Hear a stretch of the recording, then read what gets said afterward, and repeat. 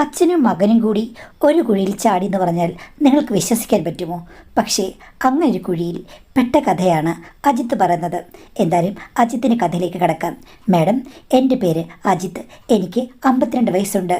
ഞാൻ ഒരു ലിമിറ്റഡ് കമ്പനിയിൽ വർക്ക് ചെയ്യുകയാണ്. വൈഫിന് ഈ അടുത്ത കാലത്തായി വേറൊരു ജില്ലയിലാണ് ജോലി, സ്ഥിരം ജോലിയുണ്ട്. എനിക്ക് 2 മക്കളാണുള്ളത്. ഇളയ മകളെ ഹോസ്റ്റൽ നിർത്തിയേക്കാണ്. 5 വർഷമായി. അവൾ ഈ വർഷം 10ാം ക്ലാസ്സിലാണ്. മൂത്ത മകന് 19 വയസ്സ്, ഡിഗ്രിക്ക് പഠിച്ചുകൊണ്ടിരിക്കുന്നു. എൻ്റെ ഭാര്യ വളരെ സൗന്ദര്യവതിയായിരുന്നു. അവളുടെ സൗന്ദര്യം കണ്ടിട്ടാണ് ഞാൻ ചെറുപ്പത്തിൽ വിവാഹം കഴിച്ചത്. അന്ന് എനിക്ക് സ്ഥിരം ജോലിയില്ല. അവളെ വിവാഹം കഴിച്ച ശേഷമാണ് എനിക്ക് നല്ല ജോലി കിട്ടിയത്. അവൾക്ക് 2 കുട്ടികളുണ്ടായ ശേഷമാണ് സ്ഥിരം ജോലി കിട്ടിയത്. അവളുടെ ഇഷ്ടത്തിനൊന്നും ഞാനെതിരെ നിന്നിട്ടില്ല. എൻ്റെ ഇഷ്ടങ്ങൾക്കും അവൾ ഓക്കെയാണ്. ഞങ്ങൾ തമ്മിൽ വലിയ വഴക്കൊന്നും ഉണ്ടായിട്ടില്ല. സമാധാനപൂർണ്ണമായ ഒരു ജീവിതമായിരുന്നു ഞങ്ങളുടേത്. പക്ഷേ അവൾക്ക് ട്രാൻസ്ഫർ കിട്ടി പോയി കഴിഞ്ഞപ്പോഴാണ് വല്ലാതെ മിസ് ചെയ്തത്. കാര്യം ഉയർന്ന ഒരു പോസ്റ്റിലേക്കാണ് പോയതുകൊണ്ട് നമുക്ക് പോകണ്ടെന്ന് പറയാനും പറ്റില്ല. എനിക്കാണെങ്കിൽ ഇവിടുത്തെ ജോലി വിട്ടിട്ട് പോകാനും പറ്റില്ല. ഞാനും ഇവിടെ നല്ല നിലയിലാണ്. ട്രാൻസ്ഫർ വരുമെന്ന് അറിയാവുന്നതുകൊണ്ട് മകൾ നേരത്തെ തന്നെ പറഞ്ഞിരുന്നു അവൾക്ക് ഇൻ്റർനാഷണൽ സ്കൂളുകളിൽ നിന്ന് പഠിക്കണമെന്ന്. അതുകൊണ്ട് അവളെ ഹോസ്റ്റലിലാക്കി. പിന്നെ മകനാണ് ഞങ്ങളുടെ കൂടെ ഉണ്ടായിരുന്നത്. എൻ്റെ ഭാര്യയുടെ സൗന്ദര്യമാണ് അവന് കിട്ടിയിട്ടുള്ളത്. എല്ലാ കാലത്തും അവൻ എല്ലായിടത്തും ശ്രദ്ധാകേന്ദ്രമായിരുന്നു. ഇപ്പം പിന്നെ കോളേജിൽ പോയി തുടങ്ങിയതോടുകൂടി ജിമ്മിലൊക്കെ പോയി മോഡലിങ്ങും മറ്റും തുടങ്ങിയിട്ടുണ്ട്. അതിൽ കൂടി അവൻ കാശ് സമ്പാദിക്കുന്നുണ്ട്. സോഷ്യൽ മീഡിയയിലും നല്ല രീതിയിൽ പ്രശസ്തനാണ്. എല്ലാം കൊണ്ടും ഒരു കൊച്ചു സെലിബ്രിറ്റിയാണെന്ന് പറയാം. അതിൻ്റേതായ ബുദ്ധിമുട്ടുകളുമുണ്ട്, അതിൻ്റേതായ ആഹ്ലാദങ്ങളുമുണ്ട്. ഞാനതിലൊന്നും കൈ കടത്താറില്ല. കാര്യം ആദ്യം ഉണ്ടായ കുട്ടിയല്ലേ. പിന്നെ സ്വന്തമായി ഒത്തിരി പണം കൈവരുന്നത് കൊണ്ട് ഞങ്ങൾക്ക് 2 പേർക്കും പേടിയുണ്ട്. കൊളാബൊക്കെ ചെയ്ത് പണം സമ്പാദിക്കുന്നുണ്ട്. അത് ഭാര്യ ശാസിക്കും. എടാ, ഇത്രയും പണം വരുന്നതിന് കണക്ക് ഒന്നും അറിയില്ല, നിങ്ങൾ ദൂർത്തടിച്ച് കളയരുത് എന്ന് പറയും. അത് തലയാട്ടി കേൾക്കും. എത്രത്തോളം അവനത് ശരിയായി മാനേജ് ചെയ്യുമെന്ന് അറിയില്ല. പിന്നെ അവൻ്റെ പുറകെ നടക്കാൻ വേണ്ടിയിട്ട് നമുക്ക് സമയവുമില്ല. അവൾക്ക് അങ്ങ് ട്രാൻസ്ഫർ കിട്ടിപ്പോയതിനു ശേഷം ഞാനും മകനും മാത്രമുള്ള വീട്ടിൽ. എന്നാലും വൈകുന്നേരം ഒരു 8 മണിയാകുമ്പോഴേക്കും അവൻ വീട്ടിൽ വരും. എവിടെ കറങ്ങിപ്പോയാലും മിക്കവാറും ദിവസങ്ങളിൽ വീട്ടിലും കാണും. പ്രശ്നമൊന്നുമില്ല. ഇതുവരെയും കുഴപ്പമൊന്നും ഉണ്ടാക്കാത്തതുകൊണ്ട് ഞാൻ അവനെ കൂടുതലായിട്ട് ശ്രദ്ധിച്ചിട്ടില്ല. ഒരു ഞായറാഴ്ച ഞാൻ പത്രം വായിച്ചുകൊണ്ടിരുന്നപ്പോൾ 2 പെൺകുട്ടികൾ വീട്ടിലേക്ക് കയറി വന്നു. അവർ അവൻ്റെ സോഷ്യൽ മീഡിയ ഫ്രണ്ട്സാണെന്നും റീൽസൊക്കെ എടുക്കാൻ വേണ്ടി വന്നതാണെന്നും എന്തോ കൊളാബുണ്ടെന്നും ഒക്കെ പറഞ്ഞു.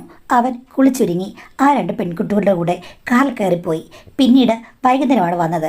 ഇടയ്ക്ക് വിളിച്ചപ്പോൾ ഞങ്ങൾക്കിവിടെ ഫുഡും ബാക്കിയുള്ള കാര്യങ്ങളും എല്ലാം ഉണ്ട്, ഷൂട്ടാണ്, പ്രശ്നമൊന്നുമില്ല അച്ഛാന്ന് പറഞ്ഞു. എന്തായാലും അവന് അങ്ങനൊരു കരിയർ ഉള്ളതുകൊണ്ട് ഞാൻ കൂടുതൽ ശ്രദ്ധിച്ചില്ല. പക്ഷേ പിന്നീട് 2-3 ആഴ്ച കഴിഞ്ഞപ്പോഴേക്കും ഈ വന്ന പെൺകുട്ടികളുടെ കൂടെയുള്ള റീൽസ് ഒന്നും കണ്ടില്ല. അതിന് പകരം 40-45 വയസ്സുള്ള ഒരു സ്ത്രീയുടെ കൂടെ പാട്ട് പാടുന്നു, ഡാൻസ് കളിക്കുന്നു. അതൊക്കെ കയറി വൈറലായി. ഭയങ്കരമായിട്ട് ആളുകൾ നല്ല കമൻറ്റുമുണ്ട്, ബാഡ് കമൻറ്റുമുണ്ട്. എവിടെ നിന്ന് കിട്ടി ഈ ഡാഷ് എന്നൊക്കെ പറഞ്ഞിട്ടാണ് പല ആളുകളും കമൻ്റ് ഇട്ടിരിക്കുന്നത്. കൊള്ളാം, അമ്മയും മോനുമാണോ എന്ന് ചോദിച്ചുമുണ്ട്. ചിലർ ദുരർത്ഥത്തിലും കമൻ്റ് ഇട്ടിട്ടുണ്ട്. എന്തായാലും നല്ല കമൻറ്റുമുണ്ട്, ചീത്ത കമൻറ്റുമുണ്ട്. ആ സ്ത്രീയാണെങ്കിൽ അതീവ സുന്ദരി തന്നെയാണ്. എൻ്റെ ഭാര്യയേക്കാൾ സുന്ദരിയാണ് നോക്കുമ്പോൾ. പിന്നെ അവർക്ക് പണ്ട് നൃത്തമൊക്കെ പഠിച്ചതിൻ്റെ എന്തൊക്കെയോ ഗ്രേസും കാണാനുണ്ട്. നന്നായി അഭിനയിക്കുന്നൊക്കെയുണ്ട്.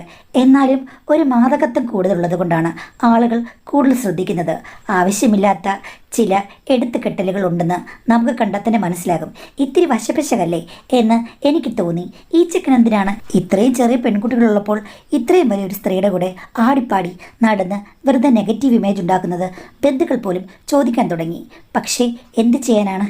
ഞാൻ ഒരു ദിവസം കർശനമായി മോനോട് ചോദിച്ചു, ഇവരാരാണ്, എന്തിനാണ് ഇങ്ങനെയുള്ള കോപ്രായങ്ങളൊക്കെ കാണിക്കുന്നതെന്ന്. അപ്പോൾ മോൻ പറഞ്ഞു, അതാണ് ശരണ്യ മാം. മാഡത്തിന് കുറേയധികം ബിസിനസ്സുകളൊക്കെയുണ്ട്. നേരത്തെ അവർ വിദേശ രാജ്യത്തായിരുന്നു. ഭർത്താവ് മരിച്ചതോടുകൂടി നാട്ടിൽ സെറ്റിലായതാണ്. ഇപ്പോൾ 2 മക്കളും വിദേശത്താണ്. പുള്ളിക്കാരി സ്വതന്ത്രയാണ്. ഇവിടുത്തെ ബിസിനസ്സൊക്കെ നന്നായി പോകുന്നുണ്ട്. ഇപ്പോൾ സിനിമയിലൊക്കെ കയറണമെന്ന് ആഗ്രഹമുണ്ട്. അതിന് മുന്നോടിയായി ഇങ്ങനെ സോഷ്യൽ മീഡിയ സെലിബ്രിറ്റികളുമായി ചേർന്ന് കൊളാബ് റീൽസുകളൊക്കെ ചെയ്യുകയാണ്. അങ്ങനെ പ്രശസ്തിയായി സിനിമയിലേക്ക് കയറാമെന്നാണ് ഉദ്ദേശം. എന്തായാലും എന്നെ വിളിച്ചപ്പോൾ ഞാൻ പോയി. ഇങ്ങനെയുള്ള റീൽസൊക്കെ ചെയ്യുന്നതിന് എനിക്ക് നല്ല പേയ്മെൻറ്റ് കിട്ടുന്നുണ്ട്. അതുമാത്രമല്ല നല്ല ഫുഡും സൗകര്യങ്ങളും ഒക്കെയുണ്ട്. എന്നാലും എൻ്റെ പൊന്നുമോനെ, അതിന് താഴെ വന്ന് കമൻറ്റുകളൊക്കെ കണ്ടോ ആളുകൾ ഇട്ടിരിക്കുന്നത്? എന്തൊക്കെ വൃത്തികേടാ. അത് പിന്നെ അങ്ങനെയല്ലേ അച്ഛാ, നെഗറ്റീവ് പബ്ലിസിറ്റിയാണ് സോഷ്യൽ മീഡിയയിൽ നമുക്ക് ഏറ്റവും കൂടുതൽ ഗുണം ചെയ്യുന്നത്. നമ്മൾ നല്ലതാണെന്ന് പറഞ്ഞു കഴിഞ്ഞാൽ നമുക്ക് റീച്ച് കിട്ടില്ല. നമ്മൾ നെഗറ്റീവായിട്ടുള്ള എന്തെങ്കിലും ഒരു ഇമ്പാക്റ്റ് ക്രിയേറ്റ് ചെയ്യുകയാണെങ്കിലേ നമുക്ക് പമ്പൻ റീച്ച് ആയിരിക്കും. അതിന് കൂട്ടത്തിൽ നമ്മളും വളരും. അല്ലാതെ പോസിറ്റീവായിരുന്നിട്ടോ നല്ലത് പറയിപ്പിച്ചിട്ടോ യാതൊരു കാര്യമില്ല. ആ മാഡം വളരെ സ്നേഹമുള്ള ആളാണ്. പിന്നെ അവരങ്ങനെ അഭിനയിക്കുന്നതേ ഉള്ളൂ. അവർക്കും അറിയാം ഇതൊരു നെഗറ്റീവ് ക്രിയേറ്റ് ചെയ്യുമെന്ന്. എന്നാലും അവർക്ക് പ്രശസ്തയാകാമല്ലോ എന്ന് വിചാരിച്ച് തന്നെയാണ് ഇതൊക്കെ കാട്ടിക്കൂട്ടുന്നത്. ഇതൊക്കെ സോഷ്യൽ മീഡിയ ട്രിക്കാണ്. ഇതൊന്നും കണ്ട് അച്ഛനും അമ്മയും വിഷമിക്കേണ്ട കാര്യമില്ല. ദേ നോക്കൂ, എൻ്റെ ബാങ്ക് അക്കൗണ്ടിൽ ഇപ്പോൾ 5 ലക്ഷം രൂപയുണ്ട്. ഈ ചെറുപ്രായത്തിൽ ആരാണ് ഇത്രയും സമ്പാദിക്കുക എന്ന് ചോദിച്ചു. ഞാനത് ശരിവെച്ചു. ശരിയാണ്, നമ്മൾ കാണുന്നതാണ്. ഇപ്പോഴത്തെ കാലത്തെ പിള്ളേരെ കുറ്റം പറയാൻ പറ്റില്ല. ഇതൊക്കെയാണല്ലോ നല്ല വരുമാന മാർഗം. പക്ഷേ അവൻ്റെ അമ്മ ഒത്തിരി വഴക്ക് പറഞ്ഞു, ഇത്ര പ്രായമായ സ്ത്രീയുടെ കൂടെ കോപ്രായം കാണിക്കുന്നത് പറഞ്ഞ്. എങ്കിലും അവൻ കൺവിൻസ് ആയില്ല. മാഡം നല്ലതാണ് എന്നൊക്കെ പറഞ്ഞു. എന്തോ എൻ്റെ ഭാര്യയ്ക്ക് ഒട്ടും ഇഷ്ടപ്പെട്ടില്ല. ഞാൻ പിന്നെ കുറച്ചൊക്കെ അഡ്ജസ്റ്റ് ചെയ്തു. ഒരു ദിവസം ഞാൻ തനിയുണ്ടായിരുന്നപ്പോൾ വൈകുന്നേരം അവൻ ഒരു കാറിൽ വന്നിറങ്ങി. ആ സമയത്ത് മാഡം അവൻ്റെ കൂടെ ഉണ്ടായിരുന്നു. വീഡിയോയിൽ കണ്ട് എനിക്ക് പരിചയമുണ്ടല്ലോ. ഞാൻ അവരെ സ്വീകരിച്ചു. എന്തായാലും അതൃപ്തി കാണിക്കാൻ പറ്റില്ലല്ലോ. വന്നു കഴിഞ്ഞപ്പോഴേ എനിക്ക് മനസ്സിലായി എന്തൊരു സൗരഭമാണ്. ഏതോ വലിയ വില കൂടിയ പെർഫ്യൂമിൻ്റെ മണമാണ്. അതുമാത്രമല്ല ഓർണമെൻറ്റ്സും മറ്റു കാര്യങ്ങളും എല്ലാം നോക്കുമ്പോഴറിയാം നമ്മളെക്കാളൊക്കെ 100 പടി ഉയരത്തിൽ നിൽക്കുന്നവരാണെന്ന്. പിന്നെ കാറും ഒക്കെ കണ്ടപ്പോൾ അത് ലക്ഷക്കണക്കിന് രൂപ വിലയുള്ളതാണ്. എത്രയൊക്കെ ജോലി ഉണ്ടെന്ന് പറഞ്ഞാലും നമുക്കത് വാങ്ങിക്കുക അപ്രാപ്യമാണ്. വന്നപ്പോൾ അവർ കൈ നീട്ടി. ഞാൻ ഷേക്ക് ഹാൻഡ് കൊടുത്തു. പെട്ടെന്നവർ എന്നെ ആശ്ലേഷിച്ചു. ഞാൻ ഞെട്ടിപ്പോയി. അങ്ങനെയുള്ള സൗഹൃദങ്ങളൊന്നും എനിക്കില്ല. എങ്കിലും കോർപ്പറേറ്റ് കൾച്ചർ അതാണെന്ന് എനിക്കറിയാം. ഞാൻ ഒന്നും മിണ്ടിയില്ല.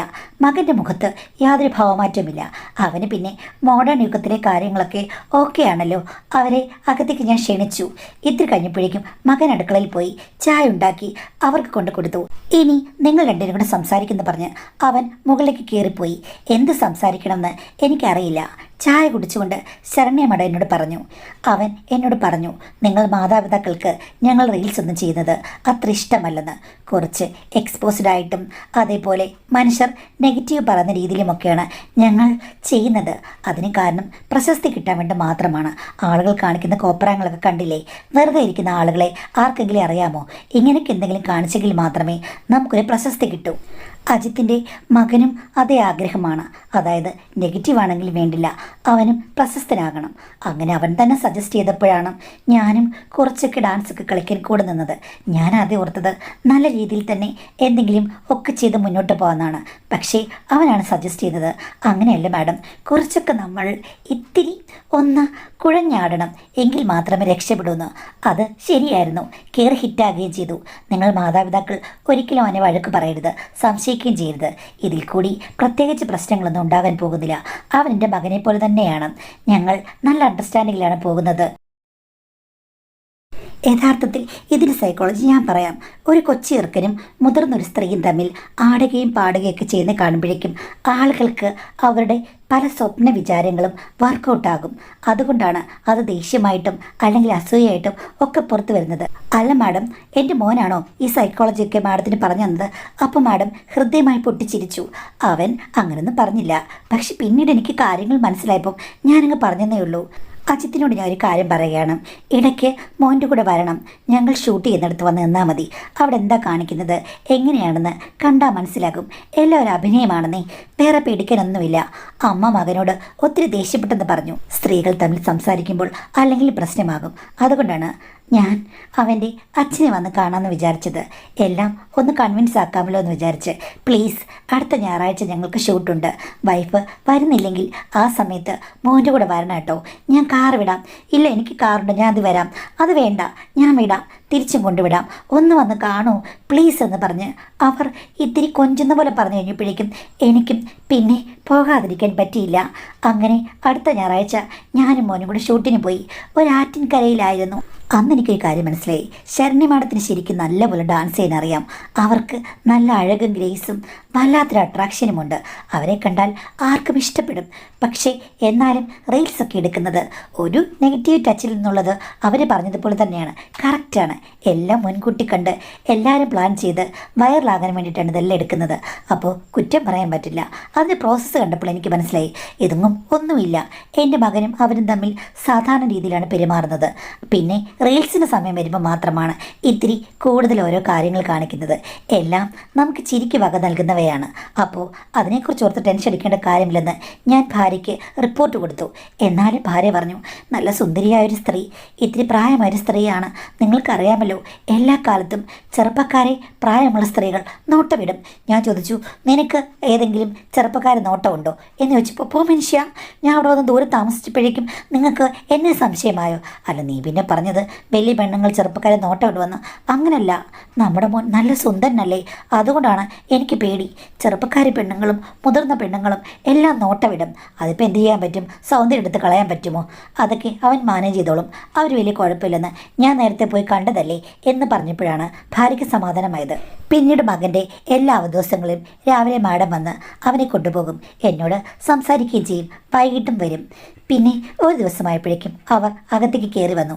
എന്നിട്ട് പറഞ്ഞു, ഇവിടെ വൈഫ് എപ്പോഴാണ് വരുന്നത്? ഞാൻ പറഞ്ഞു, 1 മാസം കൂടിയിരിക്കുമ്പോഴേ അവൾ വരികയുള്ളൂ. അന്ന് ലീവ് ഓഫല്ല ഒന്നിച്ചെടുത്ത് 2-3-4 ദിവസം ഇവിടെ നിൽക്കും. ഭാര്യയില്ലാതെ വല്ലാതെ കഷ്ടമല്ലേ എന്ന് ചോദിച്ചു. ഞാൻ പറഞ്ഞാണ്.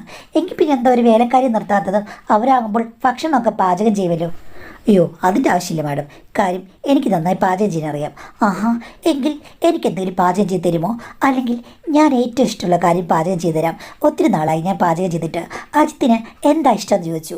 ഞാൻ പറഞ്ഞു, എനിക്ക് ചിക്കൻ കറി വലിയ ഇഷ്ടമാണ്. ആഹാ, ഇന്നപ്പോൾ ചിക്കൻ കറി ഇവിടെ ഉണ്ടാക്കിയിട്ടുണ്ടോ? ഇല്ല, അത് അവദിവസങ്ങളിൽ മാത്രം. ഇന്ന് അവദിവസമാണല്ലോ. ഇന്ന് പക്ഷേ ഉണ്ടാക്കിയില്ലേ, ഇവനങ്ങ് ഷൂട്ടിന് പോകുകയല്ലേ. എങ്കിൽ ഒരു കാര്യം ചെയ്യാം, ഞാനിപ്പം തന്നെ സാധനങ്ങളൊക്കെ വരുത്തി നമുക്കൊരു ചിക്കൻ കറി ഉണ്ടാക്കിയാലോ? പൊറോട്ടയും വരുത്താം. ഞാൻ പറഞ്ഞു, വേണ്ട മാഡം, ഇല്ലില്ല, എനിക്ക് പാചകം ചെയ്യണം, എവിടെ അടുക്കള എന്ന് പറഞ്ഞ് അവർ പെട്ടെന്ന് അകത്തേക്ക് കയറിപ്പോയി. ഇവർ അമിത സ്വാതന്ത്ര്യം കാണിക്കല്ലെന്ന് എനിക്ക് തോന്നി. എങ്കിലും ഞാനൊന്നും പറഞ്ഞില്ല. അങ്ങനെ അവർ ഓർഡർ ചെയ്തു. എല്ലാം വന്നു കഴിഞ്ഞപ്പോഴേക്കും പുള്ളിക്കാരി പാചകം ചെയ്തു. മകൻ ഇടയ്ക്കിടയ്ക്ക് സഹായിക്കാൻ വന്നു. ഇത്തിരി കഴിഞ്ഞപ്പോഴേക്കും എന്നോട് പറഞ്ഞു, ആദ്യത്തെ ഇവിടെ തന്നെ നിൽക്ക്, എന്തായാലും പാചകം ചെയ്യുന്ന ആളല്ലേ, എന്നെ സഹായിക്കൂ. അല്ല മാഡം, തനിയെ പാചകം ചെയ്യുമ്പോഴല്ലേ അതിൻ്റെ രുചി എനിക്ക് കറക്റ്റായിട്ട് കിട്ടൂ. ഞാനോട് ചേർന്ന് കഴിഞ്ഞാൽ എൻ്റെ രുചിയുമായി മിക്സ് ചെയ്താലോ? അങ്ങനെയൊന്നുമില്ല, എനിക്ക് അരിഞ്ഞൊക്കെ തന്നാൽ മതി, വാ എൻ്റെ അടുത്ത് നിൽക്ക് എന്ന് പറഞ്ഞ് അവർ സ്നേഹമായി വിളിച്ചു കഴിഞ്ഞപ്പോൾ എന്തോ എനിക്കൊരു അട്രാക്ഷൻ തോന്നി. ഞാൻ അവരവിടെ നിന്നു. അവർ പൊറോട്ടയും ചപ്പാത്തി ഓർഡർ ചെയ്തിരുന്നു. എത്ര ഭംഗിയായിട്ടാണ് പാചകം ചെയ്യുന്നത്. കൈകളൊക്കെ ശരിക്കും എന്ത് സുന്ദരമാണ്. എൻ്റെ ഭാര്യ എന്താണ് സുന്ദരിയായിട്ടും ഇതേപോലെയൊക്കെ മെയിൻറ്റെയിൻ ചെയ്ത് നടക്കാത്തത് എന്നോർത്തപ്പോൾ എനിക്ക് അത്ഭുതം തോന്നി. ശരിക്കും എൻ്റെ ഭാര്യയെ കുറച്ചുകൂടി സൗന്ദര്യ സംരക്ഷണം പഠിപ്പിക്കേണ്ടതുണ്ട്. ഇവരെങ്ങനെയാണ് ഒരു ഫിലിം സ്റ്റാറിനെ പോലെ തോന്നിക്കാൻ ഒത്തിരി കാര്യങ്ങൾ മെയിൻറ്റെയിൻ ചെയ്യണം എന്ന് ഞാൻ ഓർക്കുകയും ചെയ്തു. എൻ്റെ നോട്ടം കണ്ടു കഴിഞ്ഞപ്പോഴേക്കും ശരണേമ്മയുടെ ചോദിച്ചു, എന്താ എന്നെ പ്രത്യേകിച്ച് ശ്രദ്ധിക്കുന്നത്, എന്തെങ്കിലും തോന്നുന്നുണ്ടോ എന്ന്. ഞാനത് കേട്ട് ചമ്മിപ്പോയി. മാഡം, അങ്ങനെയൊന്നുമല്ല, മാഡം എന്താ അങ്ങനെ പറഞ്ഞത്? അപ്പം മാഡനോട് പറഞ്ഞു, ഭാര്യ അകലത്തല്ലേ, സുന്ദരിയായ ഒരു സ്ത്രീയെ കാണുമ്പോൾ എന്തെങ്കിലും തോന്നിയാലും കുറ്റം പറയാൻ പറ്റില്ല. അയ്യോ മാഡം, എനിക്കങ്ങനൊന്നുമില്ല, എൻ്റെ ഭാര്യയാണ് എൻ്റെ ഏറ്റവും പ്രിയപ്പെട്ടവൾ. അപ്പോൾ ഇത്രയും കാലമായിട്ടും മറ്റൊരു സ്ത്രീയോടും ഒരു താല്പര്യം തോന്നിയിട്ടില്ലേ എന്ന് ചോദിച്ചു. ഞാൻ പറഞ്ഞു, തോന്നിയിട്ടില്ല എന്ന് പറഞ്ഞാൽ കള്ളത്തരമാണ്. തോന്നിയിട്ടുണ്ട്, പക്ഷേ തോന്നിയാലും നമ്മളത് നിയന്ത്രിക്കും. മാഡത്തിൻ്റെ ഹസ്ബൻഡ് മരിച്ചു പോയിട്ട് ഇപ്പോൾ എത്ര കാലമായി എന്ന് ചോദിച്ചപ്പോൾ പുള്ളി മരിച്ചു പോയിട്ട് 8 വർഷമായി. വിദേശ രാജ്യത്ത് വെച്ചുണ്ടായിരുന്ന ഒരു ആക്സിഡൻ്റ് ആയിരുന്നു. മാഡം പിന്നീട് വിവാഹം ചെയ്യാൻ ശ്രമിച്ചില്ലേ? അതിന് ഒരു പ്രയാസവുമില്ല. വിവാഹം എന്നത് ശരിക്കും കൈപ്പേറിയൊരു അനുഭവമായിരുന്നു എനിക്ക്. പിന്നെ വിദേശത്ത് സെറ്റിലായെന്ന് മാത്രമേ ഉള്ളൂ. എനിക്ക് വീണ്ടും വിവാഹം കഴിക്കാൻ തോന്നിയിട്ടില്ല. എന്നാൽ മറ്റാരോടെങ്കിലും ഇഷ്ടം തോന്നിയിട്ടുണ്ടോയെന്ന് ചോദിച്ചു കഴിഞ്ഞാൽ എനിക്ക് ഒത്തിരി ആളുകളോട് ഇഷ്ടം തോന്നിയിട്ടുണ്ട്. അത് തുറന്നു പറയാൻ ഞാൻ ശ്രമിച്ചിട്ടില്ല. കാര്യം അത് കുളമാകുമെന്ന് എനിക്കറിയാം. ഒത്തിരി ആളുകളോട് ഇഷ്ടം തോന്നുക എന്ന് പറയുമ്പോഴേക്കും പല ആളുകളും നമ്മളെ തെറ്റിദ്ധരിക്കും. എന്നാലും ഞാൻ പറയാം, എനിക്ക് പലപ്പോഴും പല ആളുകളെ കാണുമ്പോൾ താല്പര്യം തോന്നാറുണ്ട്. അജിത്ത് പറഞ്ഞതുപോലെ തന്നെ തോന്നിയാലും അത് കൺട്രോൾ ചെയ്യുക എന്നുള്ളതാണല്ലോ നമ്മുടെ സദാചാരബോധം. പക്ഷേ ആ നാട്ടിൽ അതിൻ്റെ ഒന്നും ആവശ്യമില്ലായിരുന്നു. എന്നാലും നമ്മുടെ കേരളത്തിൻ്റെ ഒരു ബോധമനുസരിച്ച് ഞാനതൊക്കെ തുടരുന്നുണ്ട്. ഇപ്പോഴും അങ്ങനെ തന്നെയാണ്. റീൽസിൽ കിടന്ന് ചാടുന്നെന്ന് വെച്ചിട്ട് എൻ്റെ മനസ്സ് അത്രയ്ക്കൊന്നും വഴിതെറ്റി പോയിട്ടില്ല കേട്ടോ. എനിക്ക് ഇഷ്ടം കൂടിയാൽ ചിലപ്പോൾ ഞാൻ അജിത്തിനോട് പോലും ഇഷ്ടമാണെന്ന് പറഞ്ഞേക്കും. അത് പറയാനും പറ്റില്ല. എൻ്റെ സ്വഭാവം എനിക്ക് തന്നെ പ്രെഡിക്റ്റ് ചെയ്യാൻ പറ്റില്ല. ഒരാണിനോട് ഒത്തിരി താല്പര്യം തോന്നിക്കഴിഞ്ഞാൽ നമ്മളത് പറയണം. കാര്യം നമുക്ക് കിട്ടേണ്ട സ്നേഹം വഴുതി പോകരുതല്ലോ, നമ്മൾ പറയാത്തത് കൊണ്ട് എന്ന് പറഞ്ഞു. എനിക്കതൊക്കെ കേട്ട് കഴിഞ്ഞപ്പോഴേക്കും ഒരു ചമ്മലായി. പിന്നെ ഞങ്ങളെല്ലാവരും ഒന്നിച്ചിരുന്ന് ആഹാരം കഴിച്ചു. എന്ത് രുചിയായിരുന്നെന്നോ. അവരുടെ കൈപുണ്യം, അതിലൂടെയാണ് എനിക്ക് എന്തോ ഒരു താല്പര്യം കൂടുതൽ തോന്നിയത്. ഈ ഒരു സംഭവത്തോടു കൂടി ഞങ്ങൾ അങ്ങോട്ടും ഇങ്ങോട്ടും ഫോണിൽ വിളിക്കാൻ തുടങ്ങി, സംസാരിക്കാൻ തുടങ്ങി. എന്തോ ഭാര്യയോട് പറയാൻ എനിക്ക് തോന്നിയില്ല. പിന്നീട് മോനെ കൊണ്ടവർ പോകുമ്പോൾ എനിക്ക് കൂടുതലൊന്നും ശ്രദ്ധിക്കാൻ തോന്നിയില്ല. ഞാനതിൻ്റെ പിറകെയും പോയില്ല. ഇടയ്ക്ക് പക്ഷേ എന്നെ വിളിക്കും. അപൂർവ സമയങ്ങളിൽ ഞാൻ പോവുകയും ചെയ്യും. അങ്ങനെ 5-6 മാസം പിന്നിട്ടു. ഒരു ദിവസം മോൻ കോളേജിൽ നിന്ന് ടൂർ പോയി. അവൻ പോയി കഴിഞ്ഞപ്പോഴേക്കും ഞാൻ ഒറ്റയ്ക്കായി. വൈഫ് ഇനിയിപ്പോൾ അടുത്ത ആഴ്ചയെ വരികയുള്ളൂ. അന്ന് രാത്രി ആയില്ല, ഒരു 7 മണിയായപ്പോൾ മാഡം വിളിച്ചു. ഇന്ന് തനിയല്ലേ ഉള്ളൂ, അവൻ ടൂർ പോയിരിക്കില്ലെന്ന് ചോദിച്ചു. ഞാൻ പറഞ്ഞു അതെ, ഞാനങ്ങോട്ട് വരട്ടെ. എന്തിനാ മാഡം? എന്താ, ഞാൻ വരുന്ന ഇഷ്ടമല്ലേ? അല്ല വന്നോളൂ, നമുക്ക് പഴയതുപോലെ ആഹാരമൊക്കെ ഉണ്ടാക്കി കഴിച്ചാലോ? അത് വേണോ മാഡം? മോൻ ഇവിടെ ഇല്ലല്ലോ. അവൻ എന്നോട് പറഞ്ഞു ചെല്ലണമെന്ന്. അവൻ നിർബന്ധിക്കുക തന്നെ ചെയ്തു. അച്ഛൻ തനിയുള്ളൂ, ഒന്ന് ചെന്ന് കമ്പനി കൊടുക്കാൻ എന്ന് പറഞ്ഞപ്പോൾ ഞാൻ മോനെ വിളിച്ചു. നീ എങ്ങനെ പറഞ്ഞു എന്ന്. അപ്പോൾ ബസ്സിലായിരുന്നു മോൻ എന്നോട് പറയുകയാണ്, മാഡം ശരിക്കും പറഞ്ഞ് ഇത്തിരി ഫ്രസ്ട്രേറ്റഡ് ആണ്. പുള്ളിക്കാരിക്ക് നല്ലൊരു ഫ്രണ്ട് പോലുമില്ല. അച്ഛാ, നിങ്ങളെ അവരൊരു ഫ്രണ്ടിനെ പോലെയാണ് കാണുന്നത്. പിന്നെ അമ്മയുടെ ഇതൊന്നും പറയേണ്ട കാര്യമില്ല. അതെല്ലാം നോക്കുമ്പോൾ അവരോട് വന്നിട്ട് പോട്ടെ, പ്രശ്നമൊന്നുമില്ല. ഞാനുണ്ടെങ്കിലും ഇല്ലെങ്കിലും എനിക്കൊരുപോലെ ഉള്ളൂ. ഇത് മോഡേൺ യുഗമല്ലേ, അച്ഛൻ പേടിക്കേണ്ട കാര്യമില്ല. എടാ, നാട്ടുകാരോ അമ്മ അറിഞ്ഞു കഴിഞ്ഞാൽ എന്ത് വിചാരിക്കും? അച്ഛാ, നാട്ടുകാരൊന്നും അറിയില്ല. അമ്മ പിന്നെ അറിയാനേ പോകുന്നില്ല. അച്ഛൻ പറയാതിരുന്നാൽ മതി. മാഡം നല്ല സഹായ മനസ്ഥിതിയുള്ള ആളാണ്. പിന്നെ അച്ഛനോട് നല്ല റെസ്പെക്റ്റും ഫ്രണ്ട്ഷിപ്പും ഒക്കെ ഉണ്ടെന്ന് എന്നോട് പറയുകയും ചെയ്തു. എങ്ങനെയാണ് അവരെ വിലക്കുക? ഞാനും പറഞ്ഞത് ശരിയാ. വരട്ടച്ച, പ്രശ്നമില്ല. അച്ഛൻ ഇതൊക്കെ സ്പോർട്സ്മാൻ സ്പിരിറ്റിൽ എടുക്കുക. ഇത്ര മനസ്സിൽ പിടിക്കേണ്ട കാര്യമില്ല. എന്നെപ്പോലെ ആകൂ എന്ന് പറഞ്ഞു. എന്തായാലും പുള്ളിക്കാരി 9 മണിയായപ്പോൾ വന്നു. ഞാൻ റിസീവ് ചെയ്തു. അകത്ത് കയറിയ ഉടനെ തന്നെ ഒത്തിരി പാക്കറ്റുകൾ എടുത്ത് വെച്ചു. ഇന്നൊന്നും പാചകം ചെയ്യണ്ട, ഞാനെല്ലാം കൊണ്ടുവന്നിട്ടുണ്ടെന്ന്. അല്ല, പിന്നെ പാചകം ചെയ്യാനാണ് വരുന്നതെന്നോ? മാഡത്തിൻ്റെ കൈപുണ്യം സൂപ്പറാണ് എന്ന് പറഞ്ഞപ്പോൾ ഇന്ന് എൻ്റെ കൈപുണ്യം അറിയണ്ട, പുറത്ത് നല്ല ഷെഫുമാരുണ്ട്, അവരുടെ കൈപുണ്യം അറിയൂ, നമുക്ക് കഴിക്കാമെന്ന് പറഞ്ഞ് എന്നെ നിർബന്ധിച്ച് ഡൈനിങ് ടേബിളിലേക്ക് കൊണ്ടുപോയി കഴിപ്പിച്ചു. ഞാൻ അതെല്ലാം ആസ്വദിച്ച് കഴിച്ചു. ഇത്തിരി കഴിഞ്ഞപ്പോൾ മാഡം എന്നോട് പറഞ്ഞു, ഞാൻ ഒരു കാര്യം പറയട്ടെ അജിത്തെ? പറയൂ. എനിക്ക് ഒത്തിരി പ്രശ്നങ്ങൾ എൻ്റെ ജീവിതത്തിലുണ്ട്. പണ്ട് അജിത്ത് ചോദിച്ചില്ലേ, നല്ലൊരു പാർട്ട്ണറില്ലാത്തതിൻ്റെ പ്രശ്നങ്ങൾ എനിക്കെപ്പോഴുമുണ്ട്. എനിക്കത്ര വലിയ പ്രായമൊന്നും ആയിട്ടില്ല, പക്ഷേ ആരെയും വിശ്വസിക്കാൻ പറ്റാത്ത അവസ്ഥയുമാണ്. ഞാൻ തുറന്നു പറയുകയാണ്, വിദേശത്ത് താമസിച്ചുകൊണ്ടായിരിക്കാം എൻ്റെ മനസ്സ് അങ്ങനെയായത്. അജിത്തിനെ കണ്ടപ്പോൾ മുതൽ എൻ്റെ മനസ്സിലുള്ള ഒരു പുരുഷ ലക്ഷണം അവിടെ ഞാൻ തെളിഞ്ഞു കാണുന്നു. എനിക്ക് ഒത്തിരി ഇഷ്ടമായി. എന്തോ എനിക്ക് കുറേ ആഴ്ചകളായി എല്ലാ നൈറ്റിലും അജിത്തിനെയാണ് ഓർമ്മ വരുന്നത്. ഡയറക്റ്റ് പറയണമെന്ന് എനിക്കുണ്ടായിരുന്നു. എന്നാണ് എനിക്ക് ധൈര്യം കിട്ടിയത്. അടക്കാൻ വയ്യാത്ത എന്തൊക്കെയോ കാര്യങ്ങൾ മനസ്സിലിരുന്ന് പൊട്ടിത്തെറിക്കുകയാണ്. അതിന് ഒരവസാനം വേണമല്ലോ. ഇന്ന് ഒരു ശുഭമുഹൂർത്തമായി എനിക്ക് തോന്നി. അതുകൊണ്ടാണ് ഞാൻ ഇങ്ങോട്ട് വന്നത്. അജിത്ത്, എന്നെ ഉപേക്ഷിക്കരുത്, എന്നെ നിരാകരിക്കരുത്. ഇന്ന് എൻ്റെ മനസ്സിലുള്ള എല്ലാം എനിക്ക് എവിടെയെങ്കിലും ഇറക്കി വെക്കണം, അല്ലെങ്കിൽ ഞാൻ ആകെ ഒറ്റപ്പെട്ടു പോകും, എൻ്റെ മനസ്സിന് ശാന്തി കിട്ടില്ല എന്ന് പറഞ്ഞു. മാഡം, ഞാനൊരു വിവാഹിതനാണ്, എനിക്കെല്ലാം അറിയാം. അജിത്തിൻ്റെ ദാമ്പത്യത്തിൽ ഞാനൊരു പ്രശ്നം ഉണ്ടാക്കിയില്ല. അജിത്തിനോ ഫാമിലിക്കോ എൻ്റെ കയ്യിൽ നിന്ന് ഒരു ഇഷ്യൂസും ഉണ്ടാകാൻ പോകുന്നില്ല. പ്ലീസ്, ഇന്ന് എനിക്ക് വേണ്ടി ഒരു നിമിഷം ഒന്ന് ചിലവാക്കൂ. വെറുതെ ഇവിടെ ഇരിക്കല്ലേ. വൈബ് 1 മാസത്തിൽ ഒരിക്കലേ വരികയുള്ളൂ. അതുവരെ എല്ലാം വെറുതെ പാഴായി പോവുകയാണ്. അതിന് ഒരവകാശം വന്നെന്ന് വിചാരിച്ചാൽ മതി എന്ന് പറഞ്ഞ് കാതരമായി അവർ സംസാരിച്ചപ്പോൾ എനിക്ക് ഒന്നും പറയാൻ പറ്റിയില്ല. മായാജാലത്തിൽ അകപ്പെട്ടതുപോലെയായിരുന്നു. സത്യം പറഞ്ഞാൽ എന്നെ അവരാണ് റൂമിലേക്ക് ആനയിച്ചത്. അവിടെ വെച്ച് അവർ എന്നോട് എന്ത് സ്നേഹത്തിലാണ് പെരുമാറിയെന്ന് എനിക്ക് പറയാൻ പറ്റില്ല. സ്നേഹത്തിൻ്റെ പരമമായ ബോധം ഞാൻ തിരിച്ചറിയുകയായിരുന്നു. എൻ്റെ ഭാര്യയുടെ സൗന്ദര്യത്തിൽ പണ്ട് എനിക്ക് ഒത്തിരി ആരാധനയുണ്ട്. അതുകൊണ്ട് ഞാൻ സ്നേഹം അങ്ങോട്ട് അധികം പകർന്നു നൽകി. ഇങ്ങോട്ട് കിട്ടിയോ ഇല്ലയോ എന്നുള്ളത് ഞാൻ ചിന്തിച്ചിട്ടേ ഇല്ല. പക്ഷേ ശരണ്യ മാഡം അങ്ങനെയായിരുന്നില്ല. ഇങ്ങോട്ട് പകർന്നു നൽകുന്നതിൽ അവർ അതീവ വിദഗ്ധയായിരുന്നു. വാദ്യമേളങ്ങളും കൊമ്പും കുഴലും വിളിച്ചുള്ള അവരുടെ നർത്തനത്തിൽ ഞാൻ മയങ്ങിപ്പോയി. കാര്യം എനിക്കവിടെ ആദ്യത്തെ 1 മണിക്കൂർ യാതൊരു റോളും ഇല്ലായിരുന്നു. വാദ്യവൃന്ദങ്ങളാൽ കൊട്ടും കുരവയുമായി ദേവനെ ആരാധിക്കുന്ന ഒരാരാധികയുടെ മനോഭാവമായിരുന്നു അവർക്ക് ഒരു പുരുഷന് കിട്ടാവുന്നതിൽ ഏറ്റവും മികച്ച സ്വീകരണം എനിക്കവിടെ കിട്ടി. പിന്നീടുള്ള അടുത്ത ഘട്ടത്തിൽ മാത്രമാണ് എൻ്റേതായ റോഡുകളിലേക്ക് എനിക്ക് കടക്കേണ്ടി വന്നത്. ചുരുക്കം പറഞ്ഞാൽ ഇത്രയും നാളും കണ്ടതും കേട്ടതും ഒന്നുമല്ല ജീവിതത്തിലുള്ളത്. എൻ്റെ ഭാര്യ എൻ്റെ പെർഫെക്റ്റ് പാർട്ട്ണറാണോ എന്ന് ചോദിച്ചാൽ അല്ല എന്ന് എനിക്ക് ആ ദിവസം കൊണ്ട് പറയേണ്ടി വന്നു. ഇങ്ങനെയൊന്നുമല്ല, കൊടുക്കൽ വാങ്ങലുകൾ കൊണ്ട് സമ്പുഷ്ടവും സമ്പന്നവുമാണ് ജീവിതം എന്നുള്ളത് ഞാൻ തിരിച്ചറിഞ്ഞില്ലല്ലോ എന്നോർത്തുപോയി. അന്നത്തെ നിമിഷം മുതൽ ഞാൻ ഒരു വലിയ ഫാനായി ശരണ്യ മാഡത്തിൻ്റെ. അവരെന്നോട് പറഞ്ഞത് ഇത്രയും നാളും ഞാൻ തേടി നടന്നത് ഒരു രാജഗോപുരമായിരുന്നു. അത് ഞാൻ എന്താണ് കണ്ടുപിടിച്ചത്. ഞാൻ ധന്യയായി എന്ന് 100 വട്ടം പറഞ്ഞു. സത്യം പറഞ്ഞാൽ ഇതിലൊക്കെ ഞാൻ മയങ്ങിപ്പോവുകയായിരുന്നു. എന്തായാലും ഇത് പിന്നീട് ആവർത്തിക്കപ്പെട്ടു. മകനുള്ളപ്പോൾ അവർ സ്വാതന്ത്ര്യത്തോടുകൂടി കടന്നു വന്നു. എനിക്ക് ഇത്തിരി ചമ്മലുണ്ടായിരുന്നു. പക്ഷേ മകനത് ശ്രദ്ധിച്ചില്ല.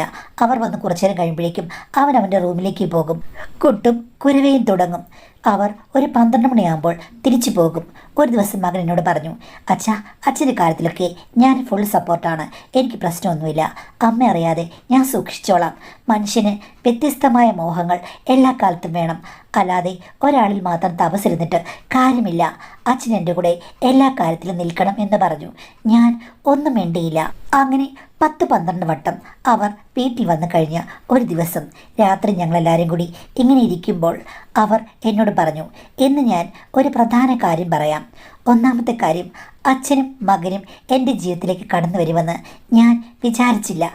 എന്തായാലും എനിക്ക് 2 പേരും എൻ്റെ ഇടവും വലവും കിട്ടിയതിൽ ഒത്തിരി ലക്കുണ്ട് എന്ന് പറഞ്ഞു. എനിക്ക് പ്രത്യേകിച്ചൊന്നും തോന്നിയില്ല.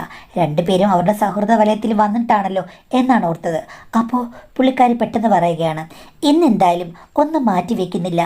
എപ്പോഴും നമ്മൾ ഒറ്റയ്ക്കൊറ്റയ്ക്കാണല്ലോ.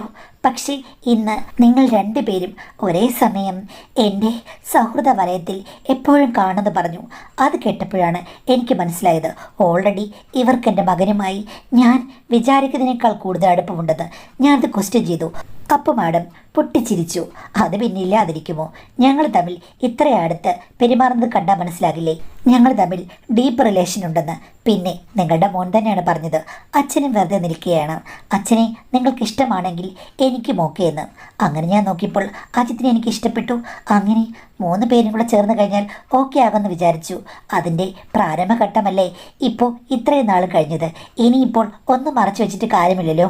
നമ്മൾക്ക് 3 പേർക്കും അറിയാവുന്ന കാര്യങ്ങളിൽ നമ്മൾ 3 പേരും ഒന്നിച്ചിരിക്കുന്നതല്ലേ നല്ലത് എന്ന് പറഞ്ഞു. എനിക്കത് കൺവിൻസ് ആയില്ല. ഞാൻ ശബ്ദം ഉയർത്തിയപ്പോൾ അത്ര നേരം സൈലൻ്റ് ആയിരുന്ന മകൻ പറഞ്ഞു, അച്ഛൻ്റെ വീഡിയോ എല്ലാം എന്തേ എൻ്റെ ഫോണിലുണ്ട്, നോക്കൂ. ഇത് അച്ഛന് തന്നെ പാരയാകുമെന്ന്. അപ്പോഴാണ് എനിക്ക് മനസ്സിലായത് അവർ 2 പേരും കൂടി എന്നെ വിദഗ്ധമായി ട്രാപ്പിൽപ്പെടുത്തുകയായിരുന്നു എന്ന്. എന്തിനാണെന്ന് ചോദിച്ചു കഴിഞ്ഞപ്പോഴേക്കും മകൻ പറയുകയാണ്, അച്ഛനല്ലേ എന്നെ എല്ലാ കാര്യത്തിലും സപ്പോർട്ട് ചെയ്യേണ്ടത്. അച്ഛൻ്റെ സപ്പോർട്ട് എല്ലാ കാര്യത്തിലും എനിക്ക് കിട്ടാൻ വേണ്ടിയിട്ടാണ്. അതുമാത്രമല്ല, വെറൈറ്റികൾ എനിക്കും ഇഷ്ടമാണ്. അച്ഛൻ ഞങ്ങളുടെ കൂടെ നിന്ന് കഴിഞ്ഞാൽ ഒരു പ്രശ്നവുമില്ല. പക്ഷേ എല്ലാറ്റിനും ഞങ്ങളുടെ കൂടെ വേണമെന്ന് പറഞ്ഞു. എന്തായാലും പിന്നീട് എനിക്ക് ഒന്നും പറയാൻ പറ്റില്ല. മാഡത്തിനാണെങ്കിൽ ഒരു കൂസനുമില്ല. അങ്ങനെ പറഞ്ഞ് ഞങ്ങൾ 3 പേരും കൂടി അക്കുത്തി കുത്താനക്കുത്ത് എന്നുള്ള രീതിയിലായി മാഡം. അങ്ങനെയാണ് പോയിക്കൊണ്ടിരിക്കുന്നത്. കാര്യങ്ങൾ അവിടെ നോക്കുമ്പോൾ ജോറായി പോകുന്നുണ്ട്. എൻ്റെ ഭാര്യ ഇതൊന്നും അറിയുന്നില്ല. എന്നാലും എൻ്റെ മനസ്സിൽ ഒത്തിരി മനസ്താപവുമുണ്ട്. അവർ 2 പേരും വളരെ കൂളാണ് താനും. ഇപ്പോൾ ഞങ്ങൾ 3 പേരുമില്ലാത്ത ഒന്നുമില്ല എന്നുള്ള അവസ്ഥയാണ്. മനസ്സിൽ കുറ്റബോധമുണ്ടെങ്കിലും എന്തോ ഞാൻ യാന്ത്രികമായി മുന്നോട്ട് പോവുകയാണ് എന്നാണ് പറഞ്ഞിരിക്കുന്നത്. എനിക്കിതിൽ ഇത്ര വലിയ കൺവിൻസിംഗ് ആയി തോന്നുന്നില്ല. യാന്ത്രികമായി ഇങ്ങ് മുന്നോട്ട് പോകുന്നു. ഒരിക്കലും മനസ്സിലിഷ്ടമല്ലെങ്കിൽ ആർക്ക് യാന്ത്രികമായിട്ടൊന്നും മുന്നോട്ട് പോകാൻ പറ്റില്ല, പെട്ടെന്ന് പുരുഷന്മാർക്ക്. ചുരുക്കം പറഞ്ഞു കഴിഞ്ഞാൽ മകൻ്റെ പേരിൽ ഈ കാര്യങ്ങളെല്ലാം നിങ്ങളും ഒരു രീതിയിൽ അങ്ങ് സൈഡിൽ കൂടി കൊണ്ടുപോകുന്നുണ്ട് എന്നാണ് എനിക്ക് തോന്നുന്നത്. അല്ലാതെ അത്ര വലിയ കുറ്റബോധമോ പ്രശ്നങ്ങളോ ഒന്നുമില്ല. എന്നാലും ഇത് ശരിയല്ലല്ലോ എന്നൊരു തോന്നൽ കാണുമായിരിക്കാം. അതുകൊണ്ടായിരിക്കാം ഇങ്ങനെ പറഞ്ഞത്. അല്ലാതെ ഇത് ആത്മാർത്ഥമായ ഒരു കുറ്റബോധമുള്ള ഒരാളെപ്പോലൊന്നും എനിക്ക് തോന്നുന്നില്ല. എന്തായാലും ഈ ട്രാപ്പ് നിങ്ങൾക്ക് സന്തോഷകരമായ ഒരു ട്രാപ്പായിട്ടാണ് ഫീൽ ചെയ്യുന്നതെന്നാണ് എനിക്ക് തോന്നുന്നത്. പിന്നീട് എല്ലാത്തിൻ്റെയും കൂടെ ഒരു കുറ്റബോധം ഇരുന്ന് കഴിഞ്ഞാൽ മനസ്സിലൊന്ന് കൺവിൻസ് ചെയ്യാമല്ലോ, അത്രയേ ഉള്ളൂ. പിന്നെ നിങ്ങൾക്ക് ഇഷ്ടമല്ലെങ്കിൽ നിങ്ങൾ അതിൻ്റെ കൂട്ടത്തിൽ കൂടണ്ട. മകനെ അവരെ ഓക്കെയാണ്, നിങ്ങളുടെ കാര്യം ഞാൻ ആരോടും പറയുന്നില്ല എന്നങ്ങ് പറഞ്ഞാൽ പോരെ. അവരിൽ നിന്ന് വേണമെങ്കിൽ അകന്ന് മാറാം. ഇതിൽ നിന്നിപ്പോൾ മകന്, നിങ്ങൾ, എല്ലാവരുടെ ആറ്റിറ്റ്യൂഡ് പലതരത്തിലാണെങ്കിലും ഒന്നിച്ച് മിക്സപ്പ് ആയിരിക്കുകയാണ്. ആരെ പിണക്കാൻ ഇണക്കാനൊന്നും പറ്റാത്ത അവസരത്തിൽ ആരാണ് പൂച്ചയ്ക്ക് പണി കിട്ടുക? നിങ്ങൾ തന്നെ തീരുമാനമെടുത്തതിൽ നിന്ന് പിന്മാറണം. മകനെ നിങ്ങൾ ബോധവൽക്കരിക്കണം. ഇതൊക്കെ നടക്കുമോ? നടക്കാൻ പറ്റുമെന്നുണ്ടെങ്കിൽ ഇതൊക്കെ നടക്കും. അല്ലെങ്കിൽ പുറത്തുനിന്ന് ഒരാൾക്ക് വന്നിട്ട് നിങ്ങളെ ആർക്കും ഒന്നും ശരിയാക്കിയെടുക്കാൻ പറ്റില്ല. അതുകൊണ്ട് നിങ്ങൾ തന്നെ നിങ്ങളുടെ ബന്ധത്തിൻ്റെ ആഴവും പ്രശ്നങ്ങളും മനസ്സിലാക്കി, മകൻ്റെ കാര്യങ്ങളും വിചാരങ്ങളും പോക്കും ഒക്കെ മനസ്സിലാക്കി ഒത്തിരി ശ്രമിച്ചെങ്കിൽ മാത്രമേ ഇങ്ങനെ കാര്യത്തിൽ നിന്ന് പിന്മാറാൻ പറ്റുകയുള്ളൂ. അല്ലെങ്കിൽ മകൻ്റെ പാട്ടിന് ഒലിച്ചു പോകും, നിങ്ങൾ നിങ്ങളുടെ പാട്ടിന് ഒരു വഴിക്ക് പോവുകയും ചെയ്യും. പുറത്തിറങ്ങിയാൽ കുഴപ്പമാവുകയും ചെയ്യും.